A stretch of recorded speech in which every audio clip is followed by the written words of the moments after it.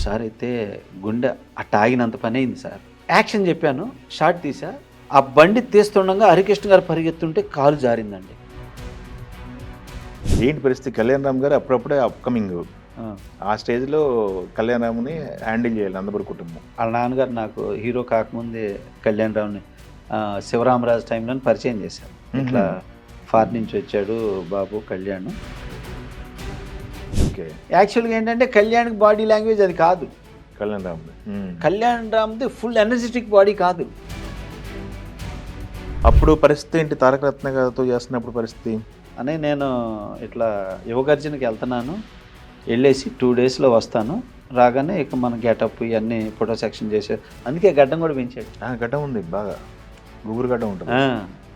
చేసి కరెక్ట్గా చనిపోయాడు.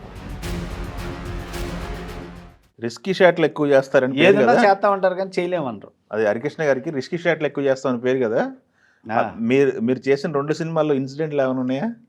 హరికృష్ణ గారితో అయ్యో ఒకసారి అయితే గుండె అట్ట ఆగినంత పని అయింది సార్. ఏంటంటే టమాటా రైతులు టమాటాలు పోస్తారు. అవును కదా. టమాటాలు పోసిన తర్వాత బండికి ఇలా చేశారని చెప్పేసి ఒక రైతు వచ్చే లారీకి ఎదురెళ్ళి తగిలి చచ్చిపోతాడు. ఇది సీన్. ఈ తగిలి చనిపోయేది తీసాం. ఆ షాట్ ఏంటంటే నర్రా గారిని అనమాట. నర్రా గారిని 2 టైర్ల మధ్యన పండబెట్టి జాగ్రత్తగా ఉండి బాబాయ్ లారీని స్ట్రైట్గా తీయాలి. ఇలా తీసేటప్పుడు హరికృష్ణ గారు ఆ తగిలి పడిపోయాడని చెప్పేసి పరిగెత్తుకుంటూ రావాలి.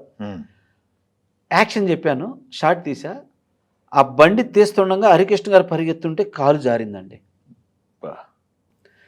కరెక్ట్గా బండి తీస్తుంటే జారి స్కిడ్ అయిపడి టైర్లు పక్కనే తాగాడండి. బండి ఇట్టు వెళ్ళిందండి. ఆ షాట్ ఉంటుంది చూడండి హరిశ్చంద్ర ప్రసాద్లో. ఒక్కసారిగా యూనిట్ మొత్తం ప్యాక్ అయి ఉంటుంది. మామూలు కాదు, అంత షాక్ అయిపోయాం. హరికృష్ణ గారి రియాక్షన్ ఏంటి? అసలు ఏముందమ్మా సినిమా సినిమా సినిమా అంటాడు ఆయన అంత తేలిగ్గా. ఏం సినిమా సార్ ఏమన్నా ఏంటో మా పరిస్థితి ఏంటనేది అస్సలు అంత ఇదనమాట. అయితే ఇక అప్పటి నుంచి ఏం చేశానంటే జనరల్గా సెంటిమెంట్గా నా సినిమా షూటింగ్లో అప్పుడు వెళ్తే ఫస్ట్ మేము కొబ్బరికాయ పూజ చేస్తాం. ఆ పూజ చేసినప్పుడు ఏంటంటే ఆ రోజు వేరే వాళ్ళు చేశారు. ప్రతిరోజు ఏంటంటే ఆ పూజ చేసిన దానికి నేనే వెలిగించి ఫస్ట్ నా చేతితోటే చేస్తా. ఎందుకంటే ఏ అనర్థం ఉన్నా ఇక్కడ ఏ టెక్నీషియన్స్కి ఎవరికి జరగకూడదు. ఏదన్నా ఉంటే నాకెవ్వాలి తప్ప ఎవరికి అవ్వకూడదు. సో అందరి జాగ్రత్తగా ఉండాలని చేస్తా. నేను నా చేత్తో నేనే చేస్తా పూజ. బట్ ఏంటంటే ఏమీ జరగవు. ఎందుకంటే నాకు ఆ నమ్మకం. ఎందుకంటే నేను నిత్యం పూజ చేసుకొని నేను చేస్తా. అందువల్ల నా షూటింగ్లో అనర్థాలు జరగవు. అలా జరిగిందంటే ఆ రోజు నేను వెలిగించినట్టే లెక్క. అది గట్టిగా మైండ్లో పడిపోయింది మీకు నాకు. ఇంకా అప్పటి నుంచి ఇక మ్యాక్సిమం అరే ఎవరో చేయద్దు, అది మాత్రం నేనే చేయాలి, నేనే వెలిగేయాలని చెప్తాను అనమాట. అట్లా అనమాట. ఓకే. నాన్నగారి గురించి చెప్పారు, హరికృష్ణ గారి గురించి. కళ్యాణ్ రామ్ సినిమా విజయదశమి ఏంటి పరిస్థితి? కళ్యాణ్ రామ్ గారు అప్పుడప్పుడే అప్కమింగ్. ఆ స్టేజ్లో కళ్యాణ్ రామ్ని హ్యాండిల్ చేయాలి నందమూరి కుటుంబం. అవును.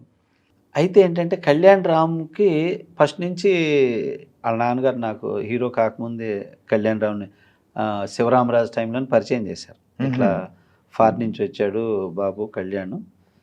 అక్కడ చదువుకున్నారా? చదువుకొని వచ్చాడు. ఇది కళ్యాణ్ని ఆశీర్వదించమ్మా అంటే ఆశీర్వదించాము. అప్పటి నుంచి కూడా నన్ను ఒక నంబర్ లాగే రిసీవ్ చేసుకుంటారు. కళ్యాణ్ కానీ, ఎన్టీఆర్ కానీ, బాలయ్య బాబు కానీ, మోహన్ కృష్ణ గారు కూడా, తారక రత్నం నాన్నగారు కూడా, అలాగే రామకృష్ణ గారు, వీళ్ళందరూ బాగిదే నాకు ఫ్యామిలీ. సో అంత బాగా చేసుకుంటారు. నేను కళ్యాణ్ మేమిద్దరం చెయ్యాలి అనుకుంటూ నేను కథ తీసుకెళ్ళి చెప్పాను కళ్యాణ్ రామ్కి. అబ్బా సూపర్గా ఉంది డైరెక్టర్ గారు, ఇది కాకపోతే ఇలాంటి ప్యాటర్న్ కథ నేను రెడీ చేసి పెట్టుకున్నాను, నేను ఆ సినిమా ఆపుతా, ఇప్పుడు నేను చెప్పిన రీమేక్ తండి, మీకోసం నేను ఇది చేస్తాను, ముందు మీది చేసి తర్వాత నేను చేసుకుంటానని. విజయదశమి రైట్స్ తమిళ్లో విజయ్ చేశాడు, శివకాశి అని. ఇది నేను చెబితేనే ఇస్తారని చెప్పేసి రత్నం గారి దగ్గర చేశాను కదా, రత్నం గారిది ఆ సినిమా తమిళ. అప్పుడు నేను మాట్లాడితే ఆయన రైట్స్ ఇచ్చాడు. అట్లా నన్ను కళ్యాణ్ ఆ సినిమాకి మార్చాడు, నేను తీసుకెళ్ళిన కథ చేయకుండా. ఓకే. యాక్చువల్గా ఏంటంటే కళ్యాణ్కి బాడీ లాంగ్వేజ్ అది కాదు. కళ్యాణ్ రామ్. కళ్యాణ్ రామ్ది ఫుల్ ఎనర్జెటిక్ బాడీ కాదు. బాగా బాలకృష్ణ గారి లాగా ఎమోషన్ సెంటిమెంట్ చేస్తాడు. Full out and out energetic తోటి ఎన్టీఆర్ లాగా చేయాలంటే చేయలేడు. సో ఇది ఎంచుకున్న కథ క్యారెక్టరేషన్ అది. నేను చెప్పిన కథ ఏమో అది. సరే ఎనీహో బట్ ఇద్దరం ఒక ఫ్యామిలీ మెంబర్స్ లాగా ఉండేవాళ్ళం కాబట్టి చేయాలనుకున్నాం, చేసాము. సినిమా జస్ట్ యావరేజ్ అయింది కానీ బట్ వెరీ గుడ్ పర్సన్. క్లారిటీగా ఉంటాడు ఏం చేసిన కళ్యాణ్ రామ్. చాలా క్లారిటీగా ఉంటాడు. ఇక చిన్న చిన్న కోపతాపాలు ఇవి ఉంటాయి కానీ బట్ అవన్నీ సెట్లో ఒక్కోసారి చిరాకు పడతారు. కానీ ఏంటంటే అన్నెసరీగా పడ్డండి. వాళ్ళు కోపడ్డారంటే దాని రీజన్ ఉంటుంది, కారణం ఉంటుంది, రీజన్ ఉంటుంది అంతే తప్ప. కాకపోతే కళ్యాణ్లో ఏంటంటే ఒక చిన్న మైనస్ ఉంది. ఏంటంటే ఒక సినిమా ఒప్పుకున్నాక డైరెక్టర్ చెప్పినట్టు చేయాలండి. నెంబర్ 1. లేదు నిన్ను నువ్వు నమ్ముకు నువ్వన్నా చేయాలి. అటు ఇటు కాకుండా చేసినప్పుడే అది పాడైపోయేది. ఇప్పుడు బాలయ్య బాబు ఎన్నో సినిమాలు చేశాడు, డైరెక్టర్ ఏం చెప్తే అది చేస్తాడు. ఇది తప్పు ఉన్నా సరే డైరెక్టర్ చెప్పాడు నేను అది చేయాలంతే, అదే చేస్తాడు. కళ్యాణ్ ఏంటంటే ఇటు డైరెక్టర్ చెప్పినట్టు కాకుండా అటు తను అనుకున్నట్టు కాకుండా యాక్ట్ చేస్తాడు. ఒక్కొక్కసారి పొద్దుగులు కాదు అది, ఒక్కొక్కసారి అటువంటిప్పుడే తేడా అవుతుంటుంది. అటువంటిప్పుడు వేవ్ లెంత్ ఇద్దరికి మిస్ అవుతుంటాయి. అటువంటిప్పుడు చిన్న ఇది అనమాట. అంతే తప్పితే వేరేం లేదు. ఇది తప్పితే వేరేం లేదు. తారక రత్నతో వరుస వెంట 3 సినిమాలు చేశారు 3 సినిమాలు. అవును. అప్పుడు పరిస్థితి ఏంటి? తారక రత్న గారితో చేస్తున్నప్పుడు పరిస్థితి? తారక్ కూడా ఏంటంటే చాలా మంచి హీరో, అన్నీ బాగా చేశాడు. బట్ ఏంటంటే తనకి టైం బ్యాడ్, హిట్లు రాలా అంతే.